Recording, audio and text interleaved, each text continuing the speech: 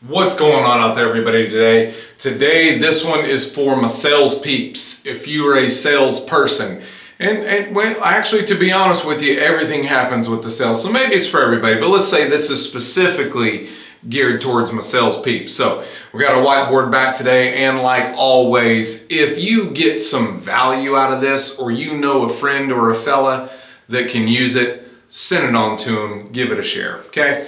So first thing, now I say there's many things, but we're gonna go over some essential basics. If you are not doing these basic things, you need to start. If you're doing one of them, great, do the other three, etc., etc. There's many layers to the selling world, but these are going to be some extreme basics, the founding principles, if you will. If you are not doing these things right now, stop what you're doing, start doing these, or bare minimum, at least add them in, okay? Number one, first thing is knowledge. You need to know what you're talking about. And I'll be honest, the first time this became a real important thing to me, it's actually the one and only time I've ever had an interview that I didn't get the job. And they reported back to me, they felt that I expressed that knowledge wasn't important. And I was like, and it got me thinking, like, man, knowledge is kind of important. And ever since I started diving in to be a professional at whatever it was that I was selling, it made a world of difference. So, knowledge. You need to know the product that you're talking about. I don't care what your product is. Are you selling cars? Are you selling TVs? Are you selling exercise equipment? Are you selling milkshakes or snow cones at a snow cone trailer thing?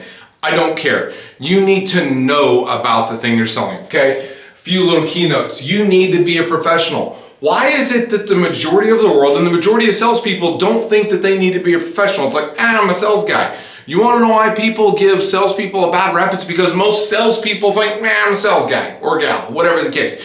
No, you're a professional. Just like you want to go in your doctor and you want your doctor to know what they're talking about. Like if you go to a doctor and the doctor goes, hey, so what prescription do you want? It's kind of what I'm coming to you for, bud, right? So you need to be a professional. You need to be genuinely and truly knowledgeable about the thing that you are selling. If you're like, I don't know anything, start with brochure selling. Whatever you have, there's a brochure for it. Whatever thing you sell, there's a brochure for it. Back in the day, one of the first things I sold was cars. I started my knowledge by brochure selling. I think, well, these guys probably spend millions of dollars on the things that really need to be highlighted in this brochure. So get that down first, then move on to the next, okay? Start being professional at the product in which you sell. Like genuinely be a professional. Next is never stop learning. Once you get through that brochure, don't think, cool, that's it, I'm done. No, everything is always advancing and changing and evolving. You need to change, advance, and evolve along with it, right? So you need to be researching every single day. And the way I always like to say it is learn yesterday's problem. I don't care what happens. If you're doing enough activity, every day you're going to come across at least a problem or at least several problems, right? Figure out the thing that was yesterday's problem. And maybe it's not even necessarily a direct component of the thing you're selling, but it's something in relation to. Figure out yesterday's problem because that's going to have a direct pain point to your mind. It's going to be top of mind. Now, maybe you're amazing. You're like, I didn't have any problems yesterday. Then just go learn something genuinely, right? Like you have Google, you have YouTube University. Like there's no reason you can't learn anything you want to learn. You type it in, how to blank, right? It's pretty simple. Next is you need to find new ways in your learning. Like I said, everything's always moving and advancing. Figure out the new thing or the new trick. Get ahead of the trend. If you're ahead of the trend, it means you're ahead of the next guy or gal doing the same thing as you.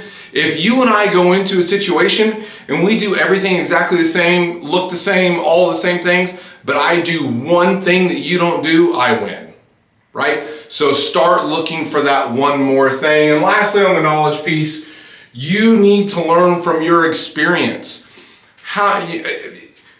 Shocker, going back to that brochure selling and the engineering and whatever, there's probably a guy way up the line that designed a thing way long ago that the people in the real world, that's you, the person out there involved, you know the things that really do and don't work. So if you got a thing that doesn't really work, don't sit there and pretend it does. And if you think there's, hey man, this thing does this one cool feature or product or whatever, and no one talks about it, start talking about it. Find a new way. It's amazing to steal from others, but it's always good to find new ways as well. So next, questions. Questions are so important. Most salespeople think, oh, I just got to go in and give you all my information, all the cool things about the things that I know and about this product and blah, blah, blah. None of that matters. You need to ask questions, and we're going to get into the reasons as to why you need to ask questions. When you ask questions, you're going to find their problems and their pains. The things that matter to you may not be the things that matter to them. So don't make assumptions, because you know what happens when you make an assumption, right? Yes, you do. And needs versus wants, they are different things, right? I want a Porsche GT3 RS. My wife lets me know I don't need it, but I definitely want it, right? Like I can't do work in that. I can't go through equipment and tools and stuff like that, and I can't do it, but I want it.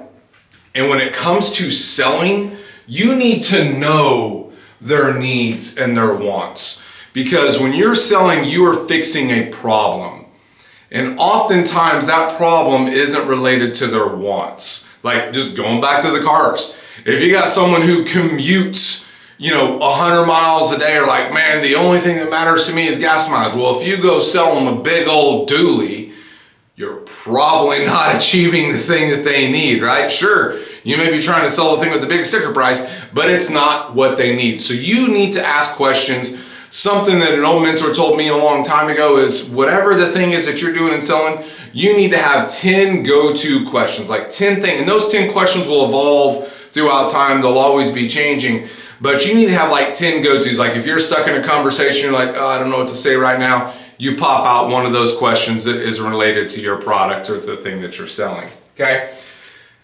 This is the big one right here, and to me, honestly, I'll tell you right now, guys, empathy, that is my superpower. That is the thing that is going to separate you from the rest. You need to start focusing on these things, you start implementing these things, but some of this is just kind of natural. If it's not natural, don't worry, it can be taught, it can be something that you think about and actually make conscious efforts. You need to have genuine empathy for where they're at. Have any of you ever been in a situation and you're like, man, this guy was just a jerk, or he just kept talking about, I don't care about whatever you're saying, I just want price, or sales guy this or sales guy that, or like, have you ever thought, why is it they're thinking that? Maybe they experienced something in their last interaction, the last time they bought that particular product or did that particular thing. Or maybe you're just doing a bad job of finding out what they want and need. You need to actually put yourself in their shoes. And when you do that, you're making it about what they want, not your feelings. If you are not using empathy, you're out there just worried about your feelings and your paycheck. Guess what? Your feelings and your paycheck don't matter. Sorry. And if that hurts your feelings, then shut the video off and keep on going. But when it comes to helping someone and generally trying to solve a problem, your feelings don't matter. So you need to push those things aside, and you need to really put yourself in their position. Trust me, I've been in some hot spots. I've been in a spot one time, I was in this old boy's house, and this dude was like Ronnie Coleman, for those of you who don't know, like enormous, huge, massive bodybuilder, right? And here I am, just like scrawny little thing, and he's straight up poking me in the chest. And this was for something that someone else on my company created. I didn't even create this thing, but I'm sitting here getting hammered in the chest, and like the door is behind him, which I can't see because he's like, gargantuan, right? I had a decision to make. Find a way to make him happy and not punch me and murder me right now, or find a way to get out the door. Door wasn't an option. Again, he was blocking it. So I had to just forget everything that I was thinking and feeling, and I had to figure out what it is that he needed to get calmed down. End of the day, he was actually loving, happy. He bought stuff from me and finished with a gigantic hug. And like, I don't even know if it was a hug, because like it was like the Big dude, scary moment, but that taught me so much. That moment taught me just so many things about empathy. Like, he had a genuine reason to be upset. Like, he didn't have a reason to be upset with me. Like, I literally just got there. But he had a reason to be as fired up as he was. Should have reacted the way that he did? I mean, absolutely not. But none of that mattered. None of the reasoning or who was right, who was wrong was going to fix that situation. The only thing that was going to fix that situation was to figure out what happened, what put him there, what brought him to this place. And maybe sometimes, unfortunately, that answer is you. But you need to be empathetic, no matter what that means, to where they are at, so you can actually help them. And last, to truly help, let's say you're now coming to the presentation portion of the thing that you are selling. You need to be presenting 3 options. And these options don't go as, this one makes me this much money, this one makes me 2 of the monies, and this one makes me 3 of the monies. No. The options need to be options that legitimately fix their needs versus their wants. You need to take all of the first 3 steps that you've learned, and that's what you need to apply here. So if maybe, or maybe you're a management type figure, and you're sending people out, I don't care what it is, you offer these 3 options. That's wrong. That's absolutely wrong, because it's not always the big dollar option that works for somebody. Sometimes maybe that big dollar option for that one feature or benefit doesn't do anything for them. So when it comes to options, you need to have your own thoughts. If you're really truly trying to go help somebody, which, by the way, if you're really truly trying to help somebody, that's when you start making money. So just whole side note, other videos covered that. But anyways, your options need to reflect what they need.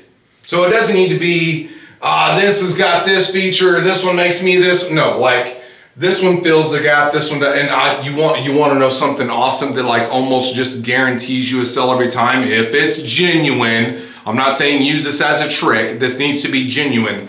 There's been many times where I've told someone, yeah, this option right here, that's not worth it for you. You need to forget it exists. It does this thing and that doesn't benefit you for what you have. Honestly, if I'm you, this is the thing that I'm picking.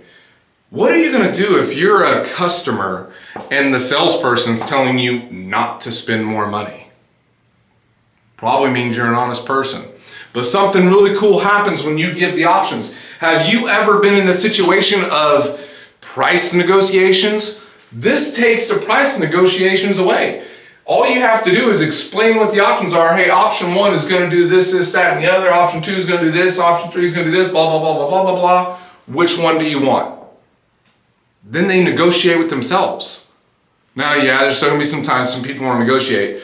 But even when they pick one and they start trying to negotiate and be like, whoa, well, okay, well, you said you wanted option 2. If you just want to save some money, we can go ahead and go to 1. Well, no, I want 2. Well, then here's the price of 2.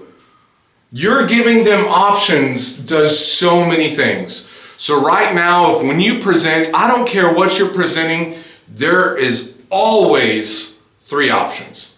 Always. So if you're only presenting 1 option, find a way to put 2 more in it. And it needs to be ways that are applicable to them. And you're not going to know the ways, you're not going to know the options if you haven't done the other. Like, if you don't know your product, you don't know which option is going to fit for them. If you haven't asked them the right questions to figure out their needs and wants, again, you're not going to know what option is going to actually benefit them. And if you don't have genuine empathy for the situation they are in, regardless of why they're in it, you are not going to be able to give them options that benefit them.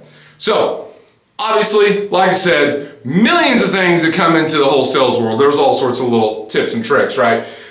Someone that I love, Alex Hormozi, talks about sales is not a silver bullet, it is 1,000 golden BBs. That is so true. But start here. And if you're doing all but one, then do the one. If you're not doing any of them, start doing them. If you're like, I don't really need to know my product, I'm good as it is, start learning your product and watch how much more you'll do, right? So, anyways, that's enough. This horse is dead and I'm just kicking the dog fire out of it. I've now moved on to that horse's pony and I'm kicking it to death too. So I'm just gonna let you guys go. I hope you have a phenomenal day, evening, whatever time it is that you're watching this thing. We'll see you on the next one.